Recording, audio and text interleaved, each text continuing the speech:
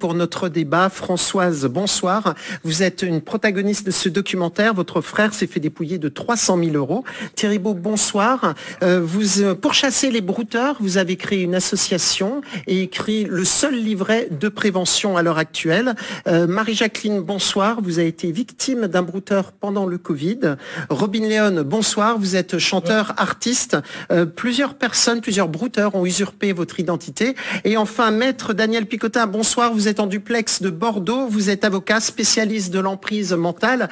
Ma première question est pour vous, est-ce que les gens osent porter plainte et est-ce que les jurisprudences font peur aux brouteurs, aux manipulateurs?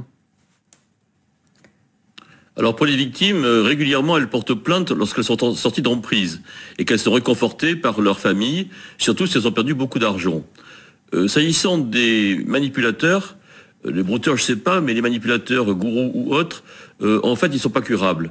Et franchement ça en fait pas peur. Ils peuvent réitérer à l'infini leurs délits ou leurs crimes, tout simplement parce qu'ils sont pas soignables et qu'ils sont dans une dynamique de poursuivre à l'infini leur travail négatif. Thierry Beau, on a parlé de brouteurs, de manipulateurs, de gourous. D'où vient ce terme de brouteur? Alors le terme de brouteur a été un mot en fait donné tout simplement par des escrocs basés en Côte d'Ivoire. Ils se sont appelés ainsi par rapport aux moutons qui broutent l'herbe facilement et eux broutent l'argent facilement aux victimes. Donc ils sont appelés les brouteurs. C'est un terme qui vient au départ vraiment de Côte d'Ivoire. Comment les victimes vous contactent-elles? Est-ce que c'est les victimes qui vous contactent directement? Alors ce sont moitié l'entourage des victimes qui veulent essayer de faire ouvrir les yeux et réagir des victimes pour les sortir de leur emprise. Mais ce sont aussi des victimes qui ont des doutes, mais quelquefois des doutes où elles voudraient malheureusement plutôt avoir une confirmation qu'elles sont en contact avec un vrai profil que d'avoir une confirmation qu'elles sont en contact avec un faux profil. C'est un peu bizarre, mais ils ont tellement d'attachement que c'est très difficile à leur faire ouvrir les yeux et leur faire détacher tout contact, enfin couper tout contact avec une personne dont elles ont communiqué pendant des semaines, des mois, voire des années. Marie-Jacqueline, en période de Covid, vous vous êtes fait escroquer de 14 000 euros, je crois. Oui. Comment votre entourage a réagi à cette mésaventure et comment vous vous êtes confié à votre entourage? Tout simplement parce que je me suis adressée à mes frères, parce que moi j'ai pris un peu les choses comme ça, parce que je connaissais pas ces problèmes-là.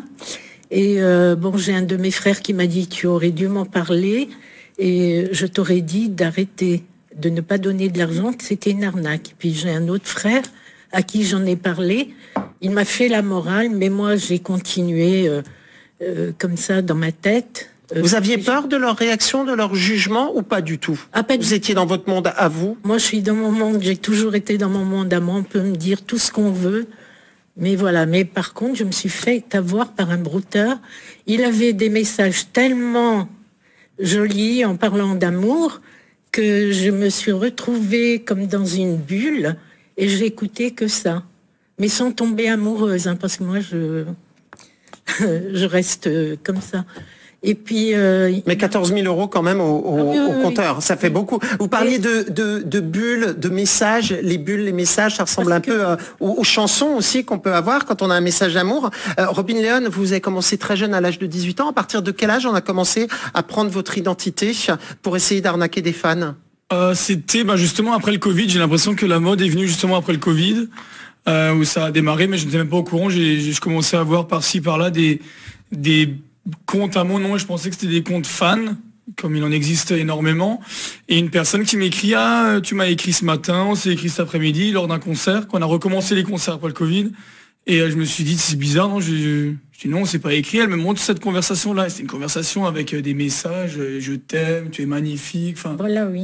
Et j'étais un petit peu, très étonné. J'ai expliqué à cette dame que non, ce n'était pas moi. Et là, elle m'annonce que ça fait 6 mois que ça dure et qu'elle a dépensé au total 12 000 euros Pour discuter, pour dialoguer avec vous, en Oui, fait. parce qu'il disait qu'il fallait que j'ai des médicaments, enfin j'ai besoin de médicaments, il fallait m'acheter une carte vitale, etc. etc. Donc, Françoise, vous êtes une victime collatérale, on va dire, des brouteurs, puisque c'est votre frère qui en est la victime. Est-ce qu'au début, vous avez dit, oh, c'est un truc, ça va lui passer, je vais juste lui expliquer, en 10 minutes, c'est réglé? Ah, pas du tout. C'est moi qui ai un petit peu découvert ça parce que je séjournais chez mon frère, mais j'avais pas du tout l'imagination en me disant il est en train de se faire avoir, il est en train de se faire arnaquer. Mais je lui disais mais écoute, c'est tellement énorme, c'est tellement gros, c'est pas possible. Mais parce qu'il me demandait d'abonder dans son sens, tu veux pas aussi envoyer de l'argent, t'en récupéreras 10 fois plus après. J'ai dit mais moi j'ai pas d'argent, je suis toujours très très méfiante à ce niveau-là. Si c'est pas pour mes enfants, j'ai de l'argent pour personne. J'ai trop perdu. Il y a que pour mes enfants.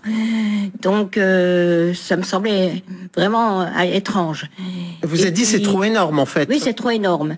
On a l'impression que plus c'est énorme, plus ça passe. Voilà, j'avais du mal à le croire. Ah, vous êtes tous d'accord sur ça. L'histoire, quelquefois, sont vraiment des romans de science-fiction, mais ça passe encore mieux. Et il a 2 enfants. Son fils aîné travaille pour le compte de grosse boîte américaine qui justement recherche les fraudes dans les assurances. Par exemple, il y a un train qui déraille, ça fait des grosses victimes et machin. Il doit voir s'il y a eu sabotage ou s'il y a eu autre chose, enfin des choses très énormes. Vous voulez dire qu'en fait, il a tous les outils autour de lui pour découvrir ça. Il a parlé à son fils qui a dit mais il faut qu'il arrête tout de suite. Il est en train de se faire arnaquer, c'est pas ça. Et j'ai dit mais tu crois qu'il se fait arnaquer, c'est pas possible. Alors en douce, on se disait qu'est-ce qu'il a écrit, qu'est-ce qu'il a dit, qu'est-ce qu'il a fait. Et il disait mais manifestement ça. Et vous vous êtes rendu compte qu'en additionnant tout, c'était plus de 300 000 euros. C'est pas moi qui ai dit ça, hein, c'est de la famille, l'entourage, etc. Donc ça fait quand même une certaine somme. C'est vrai que les victimes... Ça fait des grosses sommes parce qu'il me demandait de temps en temps de virer 30 000 euros ou de virer 15 000 euros ou de 30 000 ou enfin c'était par virement de 30 000. Alors ça va vite. Hein. Donc, oui, effectivement. Puis, alors c'est vrai que les victimes de brouteurs, les faux profils sont de plus en plus nombreux. La police commence tout doucement à s'organiser, comme on peut le voir dans cet extrait de notre documentaire. TZ, c'est vraiment spécialisé dans les escroqueries commises sur Internet. C'est une plateforme qui est jeune, qui a été lancée en mars 2023. Donc on a une plateforme de 32 enquêteurs. Je dirais qu'on a à peu près 900 plaintes par semestre. Est-ce que vous savez, d'après ce qui a été déposé en plainte, quelles sommes sont à peu près envoyées aux brouteurs d'arnaque sentimentale? Je dirais que ça va aller de 25 euros. Mais aujourd'hui, un des plus gros dossiers qu'on ait, c'est plus de 900 000 euros. Donc on touche des sommes vraiment très diverses, mais c'est pas rare de voir plus de 100 000 euros. Ça touche toutes les catégories sociales. Hein. C'est pas une question d'intelligence, quoi. C'est vraiment le point sensible qui est touché. Alors il n'y a pas de profil de victime, mais qu'est-ce que toutes ces victimes ont-elles en commun? Alors c'est souvent la solitude, un manque d'attention.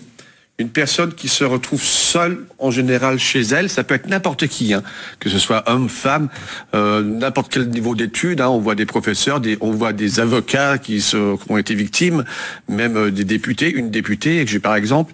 C'est vraiment n'importe qui peut se faire voir. Il suffit d'avoir un moment où on ouvre la porte en disant quelqu'un vous demande de parler, en disant bah oui, pourquoi pas. Et voilà, ça commence, tout simplement. Ces brouteurs manipulent leurs victimes en leur discutant calmement, tout simplement, pendant des heures par jour. Mais vraiment des heures par jour. Hein. Des fois, ils se relayent à 2 pour parler à leurs victimes. Donc ils les isolent encore plus. Ce sont des personnes déjà isolées. Alors vous avez parlé de députés, vous avez parlé d'avocats, ça tombe bien. À Bordeaux, on a un avocat qui a été aussi député. Est-ce que vous confirmez que justement, c'est une sorte d'emprise mentale, ces brouteurs? On est dans le même schéma un peu que les gens qui intègrent des sectes. Là aussi, c'est des gens qui sont très seuls, qui sont les victimes? En écoutant le documentaire, j'ai compris, en écoutant les familles notamment, que les sujets qui étaient pris par les brouteurs résonnaient un peu comme sous emprise mentale. C'est-à-dire qu'en fait, leur jugement est complètement troublé et qu'ils sont capables de suivre absolument les indications du brouteur. Il faut savoir que dans l'emprise mentale, c'est pas les gens débiles qui sont pris. Souvent, c'est des gens de haut niveau. Pour qu'il y ait emprise mentale, disent les Américains, il faut qu'il y ait du mental. Voilà. Donc ça, c'est important de retenir. Souvent, les victimes sont des gens qui ont des diplômes, qui ont de la culture ou qui ont un métier. Si on soupçonne quelqu'un de se faire arnaquer, qu'est-ce qu'on doit faire? On doit aller voir la police, on doit aller voir un avocat directement, on doit faire comment, Maître Picotin? Oui, moi je conseille bien sûr d'aller voir un avocat d'abord pour débroussailler l'affaire. Ça va être très compliqué dans le cas des brouteurs, parce que a priori, ce que j'ai compris, c'est que ces personnes sont souvent à l'étranger, voire en Afrique, où la coopération judiciaire internationale n'est pas évidente. Donc porter une plainte, une fois qu'on a identifié l'auteur, a peut-être pas des chances extraordinaires d'aboutir dans ces conditions-là. Voilà, donc il faut également que ça soit souvent, lorsque la victime est sortie d'affaire, elle est plus portée à mener son témoignage et sa plainte à la justice ou à la police. Il n'empêche que si une famille voit quelqu'un se dépouiller, elle a intérêt, à mon avis, à porter l'affaire tout de même face à la police. Est-ce que c'est rapide de mettre... Mais je ne suis pas certain qu'elle sera entendue. Est-ce que c'est rapide de mettre quelqu'un sous tutelle, par exemple, lorsqu'on voit que cette personne dépense son argent, comme on a entendu, 30 000, 25 000? Oui. Non, je l'ai entendu dans l'émission, malheureusement ça marche pas. J'ai entendu dans l'émission qu'un conseil est donné juridique de mettre sous tutelle la personne qui est en train de faire usage de prodigalité. Malheureusement, la jurisprudence et la loi ont mal évolué.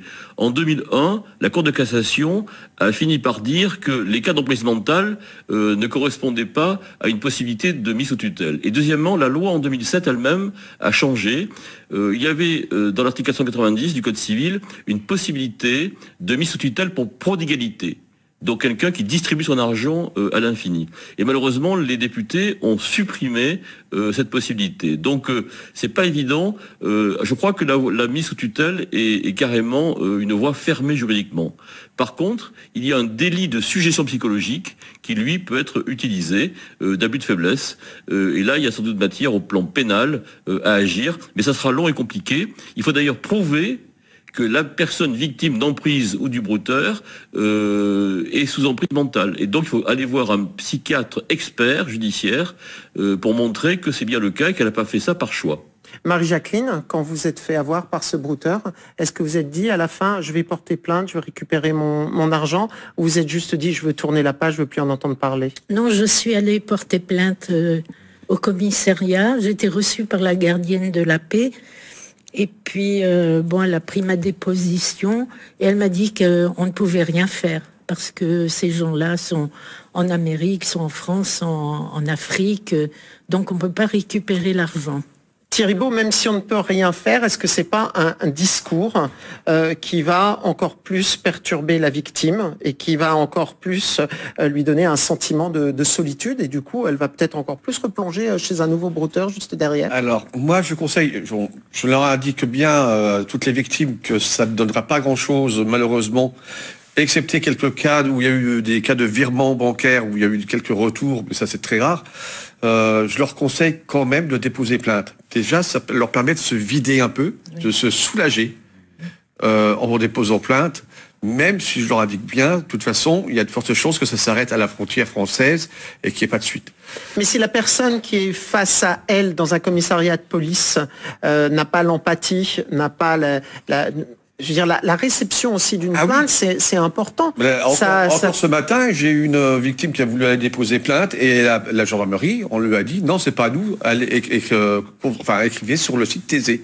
Alors que la gendarmerie doit prendre ce genre de plainte. Malheureusement, j'en ai certaines qui se font moquer, des réflexions qui les blessent encore plus.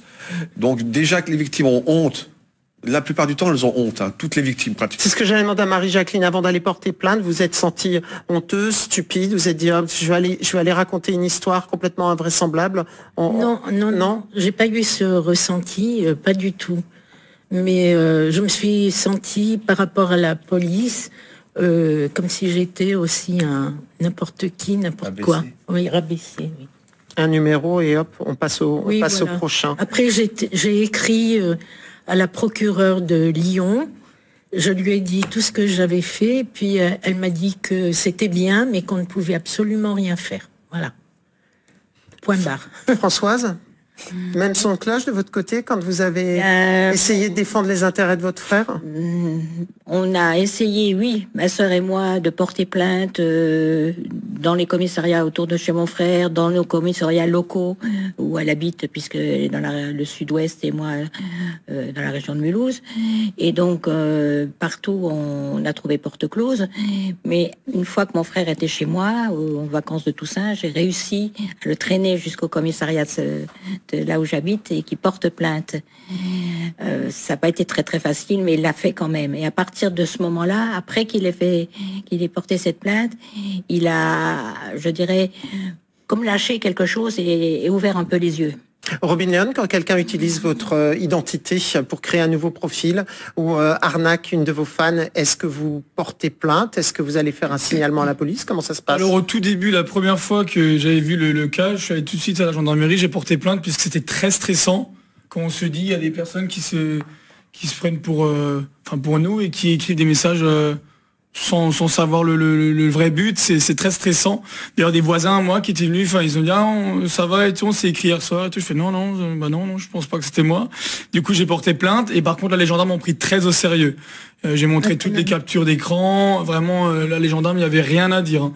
Et puisque c'est assez dangereux pour un artiste, ça peut casser son image, ça peut casser une partie de la carrière. Puis du coup, ils ont pris très au sérieux, ils m'ont rappelé, au bout de 3-4 jours, ça allait très vite. Ils m'ont rappelé, ils m'ont dit que le numéro de téléphone, tout ça était identifié en Côte d'Ivoire et que malheureusement, ils peuvent rien faire. Donc ils m'ont dit vraiment, informez vos fan clubs, vos fans, votre réseau, quoi. Et du coup, j'ai fait des stories jour et nuit, des textes, des publications tout le temps. Et malheureusement, les brouteurs, comme on les appelle, arrivent à manipuler les gens avec à retourner les gens. À retourner l'esprit des gens. C'est incroyable puisque ils prennent du coup les photos que nous on publie, donc les stories que nous on met. Par exemple, j'ai eu le cas, j'étais à l'aéroport, j'ai fait une petite story en parlant. Et ces personnes-là, du coup, coupent le son de ma voix et réenregistre leur voix par-dessus avec un petit effet brouillé et on voit cette vidéo. On va justement voir quelques images de faux profils. Alors c'est marrant. Maître Picotin, j'ai une question pour vous. Quand on utilise une image qui n'est pas la nôtre, que ce soit dans une publication, on a les réseaux sociaux tout de suite qui nous tombent dessus, qui nous disent vous avez interdiction de publier cette image. Ils nous bloquent notre compte. Comment ça se fait qu'on puisse créer comme ça, usurper l'identité d'autant de personnes et avoir l'impression qu'on est dans une zone de non-droit absolu dans ces cas-là? Je pense qu'il n'y a pas une surveillance des réseaux sociaux terrible. Donc en fait, c'est compliqué de s'en débarrasser, effectivement. Justement. À la fois, c'est une usurpation d'identité, c'est un délit pénal. C'est un délit pénal. Et quand les personnes habitent sur des continents étrangers, comment on fait? On a une possibilité ou c'est pareil? Mais voilà, c'est la limite. En fait, c'est la limite, c'est la difficulté que l'on a. Moi, dans mon métier d'avocat, j'ai fait arrêter, et même à l'étranger, en Europe, des gourous, parce qu'ils étaient physiquement là, en France, ou dans des pays où la coopération internationale était respectée. Mais lorsqu'on va il y a certains pays asiatiques ou d'Afrique où il se passe rien. Donc c'est la limite, malheureusement, de ce qu'on peut faire. Je crois que ces brouteurs sont assez astucieux, finalement, parce que ils protègent physiquement par l'éloignement géographique dans un endroit où la justice peut pas intervenir. Donc on peut toujours les condamner par contumace ou autre, mais ça marchera pas. Alors, on a vu avec Robin que les brouteurs vont énormément sur les réseaux sociaux. On a entendu aussi dans le documentaire que le brouteur disait à ses victimes ce qu'il avait envie d'entendre et que du coup, ça permettait de le ramener un peu à la maison, même quand la victime s'en était éloignée. Thierry Beau, qu'est-ce que vous conseillez aux gens justement par rapport aux réseaux sociaux? Il faut en mettre le moins possible parce que c'est avec notre profil qu'on voit qu'on est célibataire, qu'on est seul. Tout à fait. D'en mettre le moins possible, éviter de mettre ses photos de famille, de raconter ses histoires sur les réseaux sociaux, d'afficher sa vie, tout simplement, parce que là, c'est un vrai plaisir pour les brouteurs qui ont le maximum d'informations sur le contact et qui savent comment l'apprendre par les sentiments. Par exemple, pour une victime qui a eu un décès, automatiquement, lui va dire aussi qu'il a eu un décès. Il va essayer de se rapprocher beaucoup de cette manière. Donc, Marie-Jacqueline, vous vous rappelez comment on vous a appâté, comment a été le premier échange? C'est quoi la phrase, le déclic qui a fait que tout d'un coup vous êtes senti en confiance et Oula, ça remonte un petit peu loin. Mais c'est coucou, comment ça va? oui. Je t'aime. Belle dame. Est-ce qu'on peut être amis? Enfin, des trucs comme ça. Et puis après, il est passé, quelques temps après, il est passé tout de suite à l'argent. Parce que moi, je lui ai dit, mais tu fais quoi dans la vie? Alors, j'ai des voitures. Il dit qu'ils sont coincés par rapport au Covid, qu'ils sont coincés à la frontière espagnole. Et je peux pas les emmener. Il dit, là, je perds 8 000 €. Ah bon? Alors, il me dit, est-ce que tu peux me prêter, me donner l'argent, enfin, me prêter de l'argent? Et puis, je te rembourserai. Bon, moi, généreuse comme je suis. Mais votre voisin serait venu, vous aurez demandé 8 000 €. Vous lui auriez donné les 8 000 €? Si je le connaissais, oui, mais autrement, non. Là, c'était vraiment... On m'a tiré de ma tête, quoi. Et donc, vous avez fait le versement comme ça? Alors, la banque a fait les 2 premiers versements de 4 000 €. Et puis, moi, je leur en veux un petit peu parce qu'ils m'ont téléphoné à la troisième... au troisième virement. Et là-dessus, ils m'ont dit que ça semblait être une arnaque. Petite question, les virements, ils n'étaient pas au nom de votre contact, les virements à faire? Non, c'était une autre David, personne, une connaissance. David, c'est jamais au nom du brouteur. Non. Tout simplement parce que c'est destiné, ces virements, à une autre victime. Qui doit, elle, ensuite renvoyer l'argent par bon paiement. C'est un système de blanchiment d'argent et en même temps, ça brouille les traces. Voilà. Jamais dans les virements de banque, jamais c'est en destination du brouteur lui-même. Mais si la banque s'en rend compte, justement... Justement, elle avertit la cliente, oui. Elle bloque. Parce que vous en voulez à la banque, mais en même temps, c'est rare qu'une banque, elle appelle pour dire « Attention, madame ». Oui, alors j'ai vite été voir, j'ai pris rendez-vous. Puis on m'a dit, écoutez, on soupçonne une arnaque. Mais alors pourquoi vous avez déjà... versé 2 fois 4 000 €. Alors elle m'a dit, on peut te bloquer l'argent maintenant. Et puis moi, comme une bobette, comme on dit, j'ai dit, au point où j'en suis, il y a qu'à lui envoyer encore les 3 000 €, puis on verra où ça va me mener. Vous avez comme ça dilapidé toutes vos économies, comme si vous attendiez en fait qu'il y ait 0 sur le compte pour être sûr qu'on vous demande plus rien. C'est étrange. Oui, je sais pas, c'est parti comme ça. Et puis... après, il m'a dit, mais je te rembourserai. Et à la fin du confinement, il m'a dit qu'on devait se rencontrer. Mais à 3 heures du matin, comme par hasard, il m'a téléphoné pour me dire que son fils avait été transporté d'urgence à l'hôpital. Qu'il avait... Ça, c'est une des arnaques classiques, on va dire, ouais. Thierry Beau. Françoise, vous confirmez aussi les voyages à l'étranger, Moi, c'est tout à fait l'inverse avec mon frère. À la banque, nous, ma sœur et moi, on avertissait la banque en disant notre frère est sous emprise, il faut pas accepter de faire des virements, c'est des virements importants de plus de 10 000 €. Il faut pas accepter tout. Et le banquier nous a répondu à chaque fois, mais madame, votre frère est majeur, vacciné, il a toute sa tête, il sait ce qu'il fait. Nous, on n'a qu'un client, c'est lui qui nous donne les ordres. Vous n'avez pas à nous dire quoi que ce soit. Donc, on a écrit dans les hautes sphères des banques, etc., en mettant la banque en cause pour éventuellement se retourner contre la banque si besoin était. D'ailleurs, l'avocat à Paris, après, nous a dit qu'on avait bien fait, que si on pouvait récupérer 3 fois rien, ça serait que par ce biais-là. Ce serait la banque qui est coupable. Par contre, l'argent a été viré en Suisse. Et en Suisse, immédiatement, ils se sont rendus compte que c'était une arnaque. Ils ont tout cherché, tout relevé. Ils pensaient qu'on était suisse. Et à un moment donné, après m'avoir recontacté pour la 3e ou 4e fois, que j'ai dit, c'était telle adresse, à tel endroit, etc. Et tout. Il dit, mais vous êtes française, vous habitez en France? Ah oui, mais écoutez, on est désolé, madame. Ressortissant suisse, on pouvait vous sortir de là, mais vous êtes française, on peut rien faire. Prenez contact avec la police de Saint-Julien. C'est quand on a des ramifications qui vont en France, on s'adresse à eux. Ils m'ont donné le nom de la personne à contacter. J'ai téléphoné Saint-Julien en Genevois. J'ai demandé à personne. Ah ben non, madame, vous êtes en France, vous savez. Vous seriez suisse, on se bougerait, mais vous êtes français, on peut rien faire. Robin, quand votre fan arrive et vous dit, je me suis fait extorquer 12 000 €, est-ce qu'on se sent coupable? Est-ce qu'on se dit, mince, est-ce qu'on se dit, je devais devoir l'aider? Ça doit être très culpabilisant quand même. Très culpabilisant, mais coupable non, puisque j'ai beaucoup prévenu. Quand quand le premier compte a été créé, c'était en février 2021. Et la victime est venue sur les premiers concerts après le Covid, c'était, enfin pendant le Covid, enfin à la fin, en été 2021. Donc il y avait 6 mois qui se sont écoulés. Et je lui ai dit, mais vous avez pas vu les stories en février? Ah bah si, mais il m'a dit que c'était bien toi, j'ai cru. Et alors, là où c'est assez touchant, je trouve, c'est que le mari est venu par après, il m'a dit qu'elle a liquidé toutes ses économies. Et le mari, il me dit, qu'est-ce qu'on peut faire? Je dis, mais qu'est-ce qu'on peut faire? Je dis, aller porter plainte.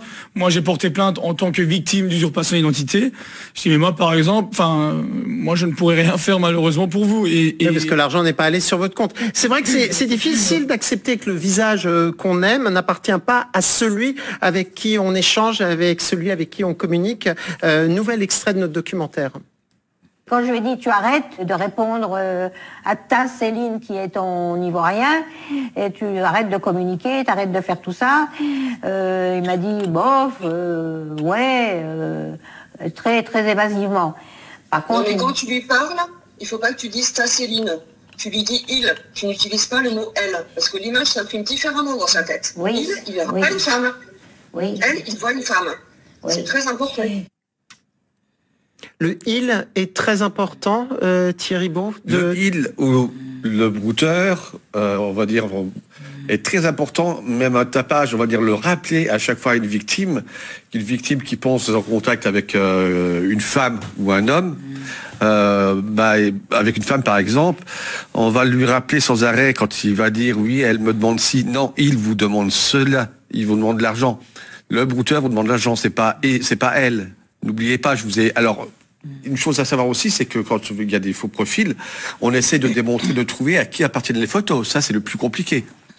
De rechercher à qui appartient la photo, utilisée par le brouteur, et donc, le prouver à la victime, et lui montrer que c'est utilisé. Alors, on essaie aussi de le piéger, de géolocaliser le brouteur, pour montrer à certaines victimes.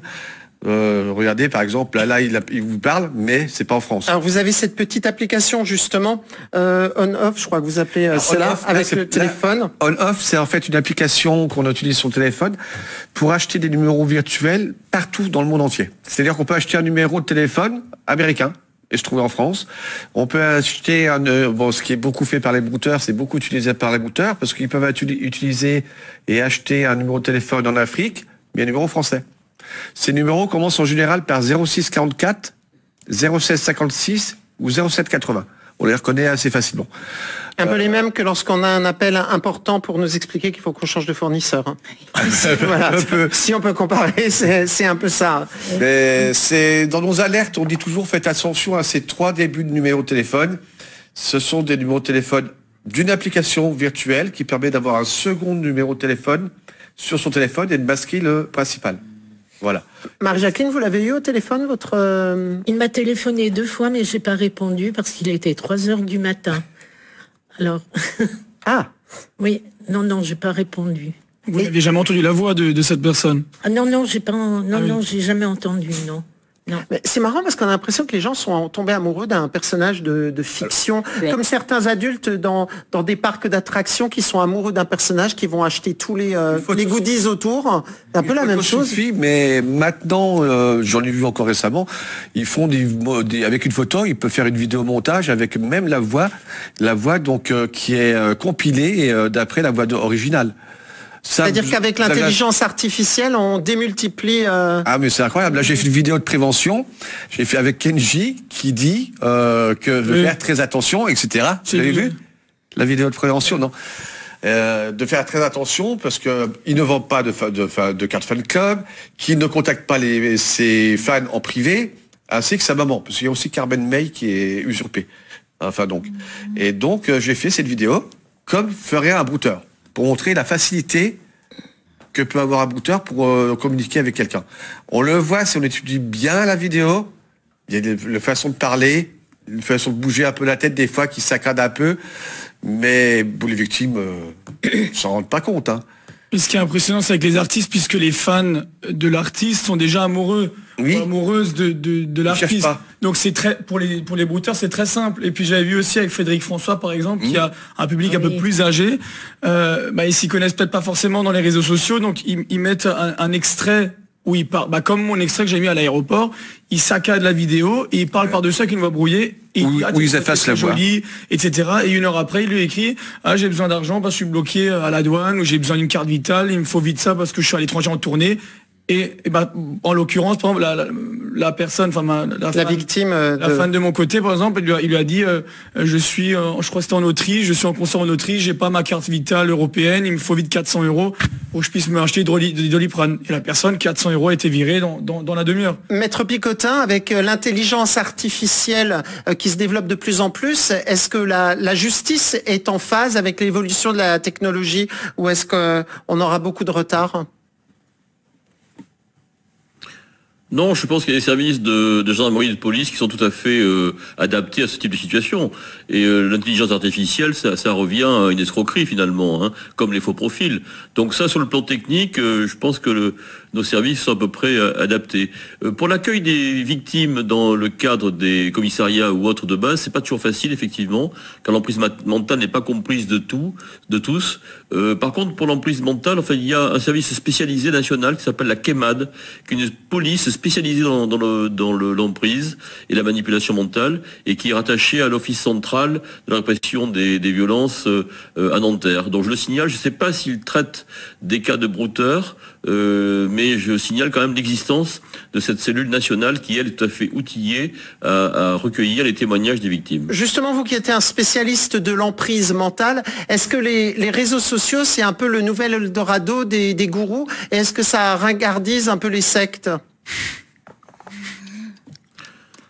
Oh, pas vraiment, parce que les sectes, vous savez, les grandes sectes, elles sont organisées, elles font feu de tout bois, hein. Elles utilisent certes l'internet bien sûr, mais aussi les contacts physiques, le téléphone, à peu près tout, quoi. Donc il n'y a pas en fait, en termes d'escroquerie, il n'y a pas vraiment de régardise.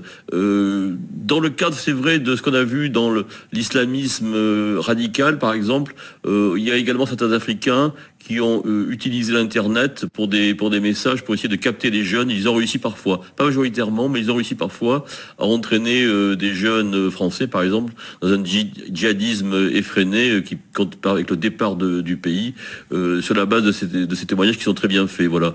Les psychologues et les psychologues spécialisés ont écouté des films faits par certaines sectes ou par l'islamisme radical, comme la scientologie par exemple, et on se rend compte qu'il y a quand même des techniques, hein, des mots choisis, des images, de fréquences. Donc on peut s'interroger sur ces brouteurs, savoir finalement s'ils ont un certain savoir. C'est pas facile quand même de capter une personne aussi magiquement comme ça. Il y a des portes secrètes certainement qu'ils savent utiliser.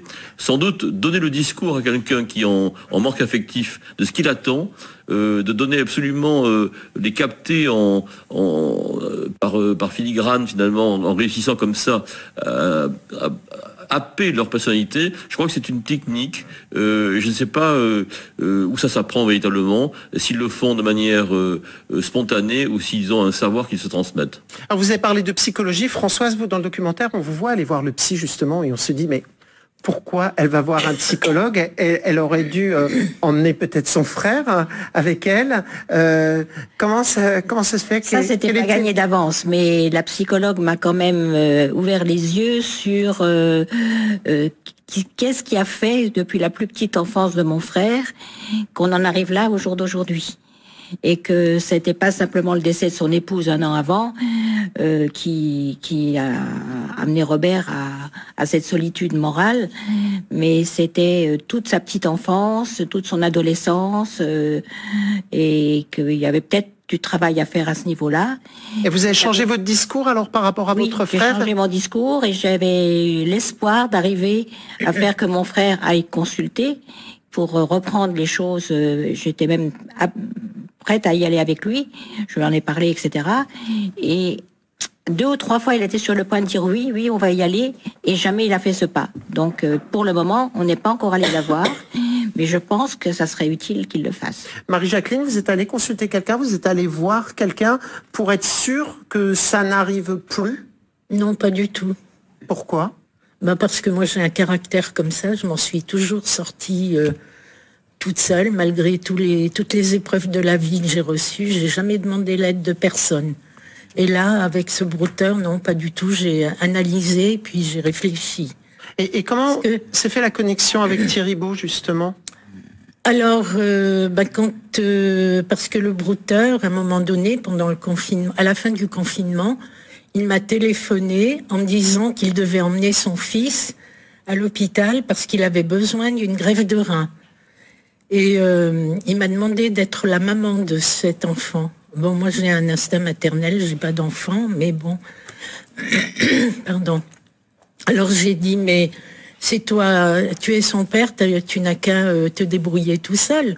Il m'a dit, non, toi tu vas être sa maman, enfin toute une histoire. Ben, j'ai dit non. Alors il devait partir à Philadelphie, dans un grand hôpital, pour avoir des reins. Alors je lui ai dit, mais il m'a demandé s'il pouvait partir avec un avion sanitaire. Je dis, écoute, tu fais ce que tu dois faire, hein, moi j'y suis pour rien. Et puis, pardon. Après, au bout de quelques temps, il a continué de me parler par message. Et au bout de quelques temps, comme par hasard, son fils est décédé. Et il a, faute de ne pas avoir trouvé des reins. J'ai dit non, mais alors là, j'ai compris, tu n'es qu'un escroc. Il me demandait encore 9 000 € pour rapatrier le corps de son fils. Alors je lui ai dit, tu te débrouilles maintenant, moi je n'ai plus d'argent, tu m'as tout pris. Oui, mais alors tu écoutes tout ce que les gens disent autour de toi, tu ne m'aimes plus et tout. J'ai dit, écoute, maintenant tu te débrouilles, je n'ai plus d'argent. Tu m'as dit que tu me remboursais. Vous avez jamais su qui se cachait derrière ce personnage? Parce que vous aviez une photo, mais vous êtes rendu compte que c'était une personne c'était... Non, j'ai pas su. Non. Vous n'avez pas su qui se cachait. Justement, quel est le profil de ces escrocs, ces usurpateurs d'identité? Voici un début de réponse avec un nouvel extrait. Et on m'a dit aussi, maître, que vous ne défendiez pas que les victimes de brouteurs, que vous défendiez aussi les brouteurs. Mais comment est-ce que vous pouvez faire ça? C'est pas possible. Effectivement, j'ai eu quelques dossiers comme ça de brouteurs. Ces gens-là sont plutôt jeunes en plus et vivent, c'est pas pour avoir de l'empathie à leur égard, mais c'est aussi intéressant que vous le sachiez, vivent souvent dans des conditions plutôt précaires, parce que c'est pas du tout des gens fortunés, parce qu'en fait, tout l'argent qui reçoivent de leurs victimes, ils l'envoient ensuite en Côte d'Ivoire aux aînés, on va dire, pour lesquels ils travaillent. Et donc, eux, ils tirent quasiment pas de profit de ces escroqueries.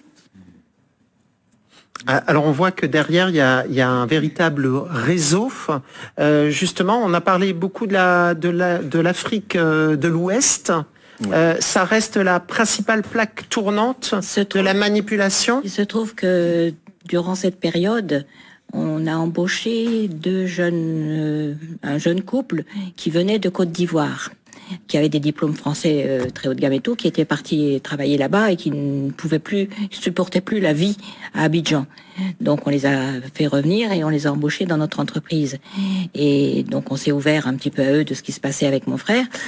Et ils nous ont dit, mais ça m'étonne pas, ils nous ont donné l'adresse exacte et tout, ce qu'ils appellent l'université de l'arnaque. Et tous ces jeunes Ivoiriens vont là pour apprendre à comment faire des arnaques dans le monde entier. Robin Léon, est-ce que vous essayez parfois de contacter en fait ces brouteurs pour savoir qui se cache derrière? Ce qui était drôle, c'est au début, alors j'étais assez énervé, donc je répondais. En plus, ce qui est pas intelligent, c'est qu'ils s'abonnent à mon compte. Donc moi je signale tout de suite, comme vous l'avez précisé plusieurs fois. Donc je signale, et puis des fois, alors comme j'étais énervé au début, je lui répondais, je lui disais arrête d'emmerder les honnêtes gens et des trucs comme ça, quoi. Et il me répondait, mais d'une façon très, il me disait je suis là pour ça, il faut que je vive, vous êtes nos espoirs, etc. Nous les artistes pour escroquer les. Il vous flattait littéralement, oui. Limite pour avoir une excuse. Il essayait de m'appeler en FaceTime pour avoir ma tête en privé, vraiment une image très privée. Donc quand je suis chez moi, une image que je montre quasiment jamais sur mes réseaux, où je suis sur le canapé, jamais. Et il essayait de téléphoner à X reprises pour avoir cette image-là, et je refusais parce qu'il appelait sur Instagram, parce qu'il y avait une époque où on pouvait voir qu'on était connecté. Je vais tout de suite enlever cette option-là.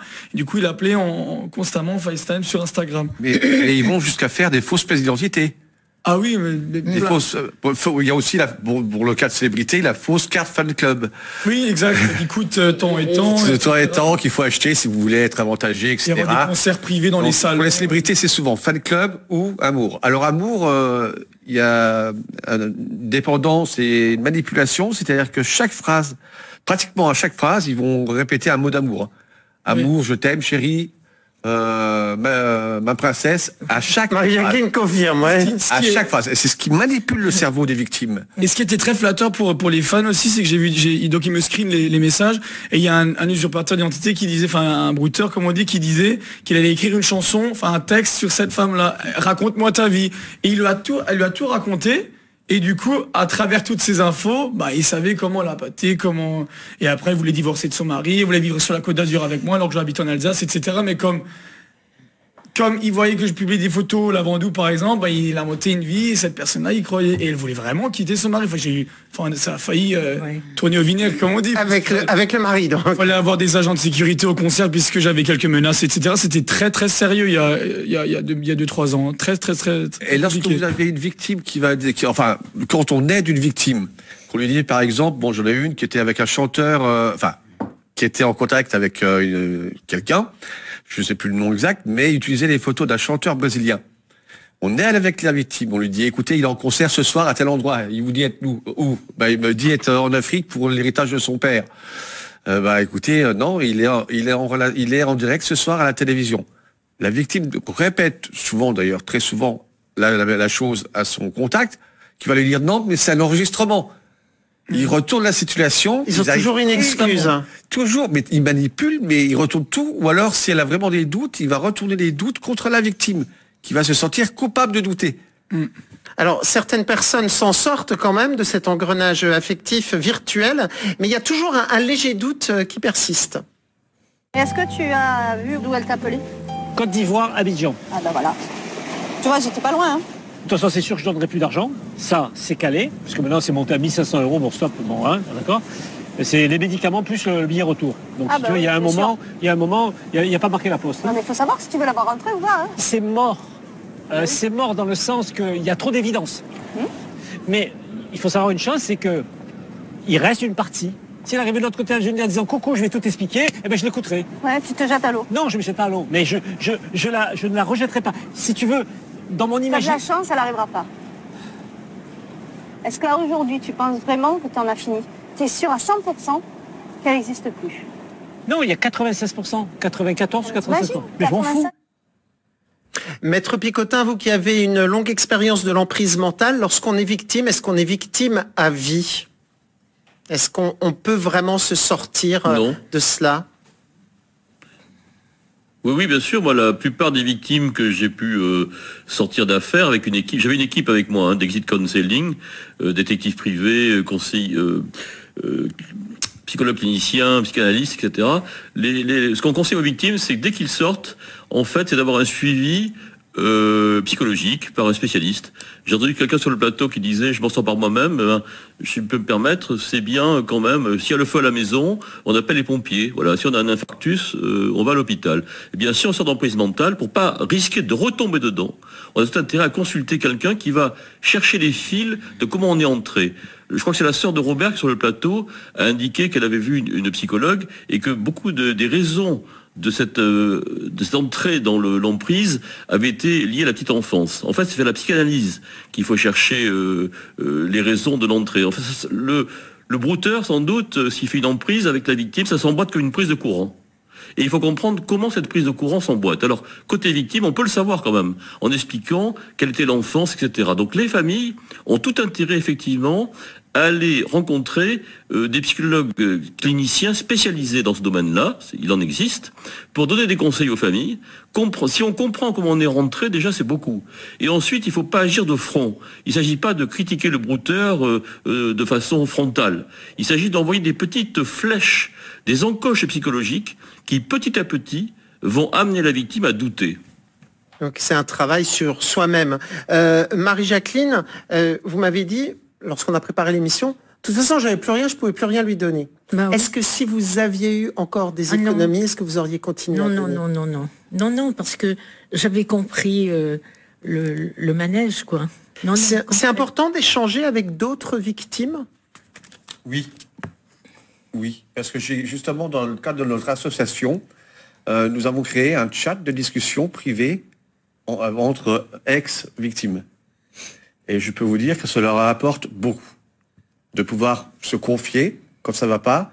Parce qu'il faut savoir que toutes les victimes, quand vous leur dites d'arrêter, ou vous avez toutes les preuves que c'est un faux profil, etc., la grande majorité des victimes qui ont été en contact un bout de temps avec leur brouteur, parce qu'on a des victimes qui ont été en contact 3 ans avec leur brouteur, même si on leur dit de tout arrêter, ils ont une dépendance, un état de manque, souvent, très souvent. Moi, j'ai des victimes que j'assiste encore 8 mois après avoir tout coupé. Et donc là, nous avons créé donc un chat de discussion où elles sont libres de parler, ce qui ne sont pas souvent le cas dans leur famille avec leur entourage. Elles ont honte, ou elles peuvent pas en parler, ou elles ont coupé tous les ponts avec leur famille suite à leur histoire. Hein. Et il y a de l'écoute. Ce que nous faisons aussi, c'est de l'écoute. À chaque moment, s'il y a besoin d'écouter ou si une tentative, parce que les brouteurs, lorsque vous coupez tout, essaient de vous recontacter après. Certains ont été recontactés 1 an après avoir tout coupé. Ah oui, ils ne donc vous lâchent pas. Quand ils savent qu'il y a une possibilité d'avoir de l'argent, et voilà, et où ils repassent des noms de victimes. Hein. François, c'est important pour vous de justement discuter avec des victimes? Oui. Je pense que ça apporterait beaucoup à mon frère, mais pour le moment, il ne le veut pas. Et à vous? Est-ce que ça vous a... Oui et non. Moi, j'étais en contact avec Thierry, donc j'avais les conseils à la source, si je puis dire. Et j'ai pas tout de suite, c'est vraiment à la fin, quand il avait déjà un peu ouvert les yeux, et complètement même ouvert les yeux, que j'ai pu discuter avec d'autres victimes. Je n'avais pas connu avant. Mais après, ce qu'on m'a raconté les victimes, je me suis rendu compte que ça pouvait prendre des facettes très très diverses. Par exemple, ce jeune homme s'est fait usurper son identité. Il y en a une autre à qui on a fait croire des choses que c'était de sa famille, de son père, etc. Et je me suis rendu compte qu'il y avait X et X histoires qui étaient avancées pour arnaquer. Et ça, je le soupçonnais pas.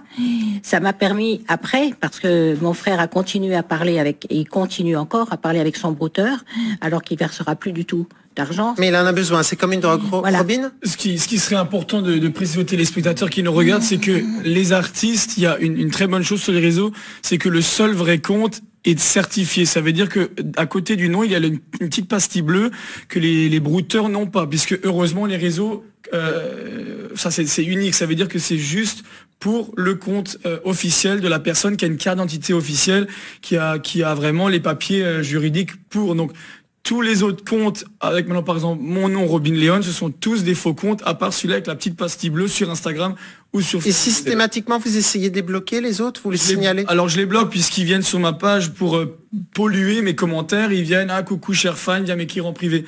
Donc maintenant, heureusement, en le répétant, en l'amplifiant, tout doucement, beaucoup de monde se doute que dès que j'écris coucou ma belle, etc., ce n'est pas moi. Thierry Beau, vous vouliez dire... Non, je voulais juste dire que le badge de vérification, ils ont une petite astuce, les brouteurs, c'est qu'ils vont le mettre aussi, mais à la place de leur photo de profil. En photo de profil, c'est ça où je voulais préciser, mais c'est pour ça que je précise bien que, attention, c'est la photo de profil, le nom avec la petite pastille bleue collée à côté du nom. Et tout le reste, ce sont des faux comptes, ne répondez pas. Enfin, c'est incroyable comme de nos jours quand on voit le nombre, et je crois que j'en ai 20 par jour qui se créent. C'est lassant. Alors on voit qu'il y a de nombreuses victimes qui perdent souvent beaucoup d'argent. On entend dans le documentaire qu'il y a un fonds de garantie pour les victimes. Est-ce que ce fonds de garantie, il fonctionne ou c'est vraiment une planche de salut? Franchement, ce fonds de garantie, soi-disant par SOS Victime ou autre, je ne sais plus, j'en ai entendu vaguement parler, mais je n'ai jamais vu une victime d'un brouteur toucher quelque chose. Non. Maître Picotin, vous en avez entendu parler des fonds de garantie pour les victimes? Oui, il y a des fonds de garantie, mais je n'ai pas entendu. Moi, les brouteurs, je n'ai pas pratiqué, donc je ne peux pas dire si des cas ont pu être indemnisés. Et il me semble quand même que pour être indemnisé, il faut une condamnation aussi. Voilà. Et c'est pas des plafonds très importants. Hein. Faut pas attendre des sommes folles de ça. Hein. Alors, on ne se fera pas rembourser 900 000 euros en tous les cas avec le fonds de garantie. Non. C'est ça, oui. À un moment donné, lorsque il y a une réunion justement des victimes, il y a une dame qui dit à un monsieur, ah mais c'est une histoire de lit, vous les hommes, comme si les hormones influaient énormément. Alors, qu'on soit d'accord. Parmi les victimes, je suis un peu d'accord, oui. Quand on voit les profils d'amis, faux profils, enfin qui sont sur les réseaux sociaux, les profils d'amis d'une personne, d'une femme avec des faux profils dedans, on remarque des fois une dizaine, une quinzaine, et qu'on compare avec un homme avec les profils dedans, ce sont pratiquement à 80% des femmes sexy, des beaux décolletés, etc. Il y a Marie-Jacqueline qui se redresse et qui sent... C'est pas parce que j'ai vu, je les vois tout le temps. Vous êtes ressollicité en permanence. Il y a des hormones un peu, à mon avis. C'est quand même très flagrant quand on voit justement, il y a des jeunes, enfin des profils comme vous l'avez expliqué, avec des jeunes femmes qui sont un peu, enfin avec des maillots de bain bien, enfin voilà. C'est flagrant. Des femmes très sportives qui ajoutent en ami des hommes de 60, 65 ans, enfin des plus âgés. Alors bien sûr, il y en a qui se laissent embobiner, mais à un moment donné, il faut aussi peut-être se dire, c'est comme maintenant Kenji ou Johnny Hallyday à l'époque, ou Patrick Bruel, qui viennent écrire à leurs fans en privé. Il faut se dire, ils ont des millions de fans, pourquoi ils viendraient écrire en privé? Enfin, Françoise, le brouteur de votre frère était une charmante jeune... Différents brouteurs, c'était toujours le même profil, les mêmes images, etc. Parce que je pense, Thierry me l'a confirmé, que c'était le même brouteur qui a essayé par 2-3 autres adresses revenir à la charge quand il commençait à sentir que mon frère ouvrait les yeux sur celui-là. C'était une autre qui venait lui parler avec le même quasiment. Et on a même remarqué que c'était les mêmes images qui avaient été retouchées. Ah oui. Pour faire croire... l'algorithme vous enferme dans votre boîte. Voilà. Jacqueline, j'aimerais savoir, vous connaissez en fait le nom de la vraie personne, l'image. Il y avait un brouteur qui était sans doute basé en Afrique, qui utilisait en fait l'image, le portrait d'une personne qui habite Paris. Si vous étiez amené un jour à rencontrer cette vraie personne, justement, qui ne sait rien de votre relation, quelle réaction auriez-vous avec lui? Je lui dirais simplement, je suis tombée amoureuse de vous. Voilà. Par rapport à un brouteur. C'est vrai qu'il était bien, ce monsieur, je peux vous dire. Son image, en tous les cas, l'image était bien. Et après, il m'a envoyé des photos. À un moment, il y avait une photo avec un bateau, un très joli bateau. Il était dans l'eau, mais ça, c'était de monsieur Couta. Et puis, je lui ai dit, mais tu as acheté un bateau? Il dit, non, je l'ai loué pour être avec mon fils, pour les vacances, blablabla, quoi. Toujours une bonne excuse en tous les cas. On a retrouvé la jeune Italienne qui avait été prise en image par le brouteur pour arnaquer mon frère, et on a pris contact avec elle, on a pris rendez-vous, et quand on était prêt à y aller, elle s'est retirée, elle a annulé le rendez-vous, elle a tout retiré ce qu'il y avait sur les réseaux sociaux, elle a enlevé toutes ces images et tout. Par contre, son mari continue à me parler. Ça peut être effrayant, quand même, surtout quand c'est la personne qui prend cette image-là pour faire croire que, c'est très, très, très... Effrayant, mais il y a quand même quelques solutions. En tous les cas, il y a des gens qui aident, comme vous, Thierry Beau, comme Maître Picotin aussi, les avocats qui se démènent. Je voudrais signaler votre petit guide. C'est le seul et unique guide qui existe. C'est le premier guide sur le marché, donc d'assistance, de guide d'information sur les arnaques sentimentales par les brouteurs. Guide qui est fait par votre association, assistance aux victimes d'arnaqueurs sentimentaux. Voilà, notre groupe, notre site internet et notre groupe, c'est assistance aux victimes d'arnaqueurs sentimentaux. Et on vous invite à aller sur les réseaux sociaux. Notre débat est déjà terminé. Merci à tous d'être venus avec nous pour en parler. On se retrouve très bientôt pour une nouvelle soirée des Badocs.